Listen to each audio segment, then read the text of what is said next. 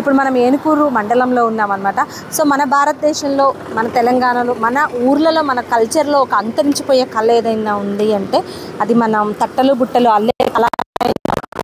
So అలాంటి కళలు ఇక్కడ మనం రేర్గా చూస్తూ ఉంటాం. అలాంటి కళ ఇక్కడ మనకి ఒకటి కనిపించింది అనమాట. తట్టలు అల్లుతూ ఉన్నారు. సో తనతో మాట్లాడదాం అసలు, అంటే వాళ్ళు ఎన్ని సంవత్సరాలు చేస్తున్నారు, నెక్స్ట్ తరం వాళ్ళు అసలు చేస్తున్నారా లేదా అనేది కూడా తెలుసుకుందాం. హాయ్ అమ్మ, నీ పేరు? నా పేరు ఏరమండి. వీరమ్మ. ఎన్ని సంవత్సరాలుగా చేస్తున్నారు ఈ పని? 15 సంవత్సరాలు. 15 సంవత్సరాలు అయింది. ఇప్పుడు ఇది మీ ఇంట్లో ఎవరెవరు చేస్తారు ఈ పని? మా ఆయన నేనండి. మీ ఆయన, మీరు. మీ పిల్లలు? పిల్లలు చేయరు. పిల్లలకి రాదు కూలి పని. కూలి పని. చదువుకోలేదా? చదువుకున్నారు కానీ జాబులు లేవు అని కూలి పని పోతున్నారు. కూలి పనికి వెళ్తున్నారు. అంటే ఇప్పుడు ఈ తట్టలు అల్లడం, బుట్టలు అల్లడం ఏదైతే ఉందో ఇది మీ తరంతో ఇది అంతరించిపోయినట్టే. మీ పిల్లలకి ఎవరికి రాదు ఈ పని? రాదు, నేర్చుకోలేదు. ఈ పని మేము చేయలేము, కోసం కూలి పనికి పోతామని పోయారు. రోజు ఎన్ని వెళ్తారు మీరు? 2-3. ఎంత ఒక్కొక్క బుట్ట ఎంత కమ్ముతారు తట్ట?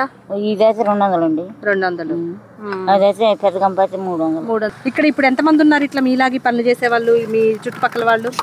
10 మంది దాకా ఉన్నారు. 10 మంది. వాళ్ళతో ఇంకా వాళ్ళ పిల్లలు చేసేది లేదు. మీ పెద్దవాళ్ళతో ఈ కళ అంతరించిపోయినట్టు.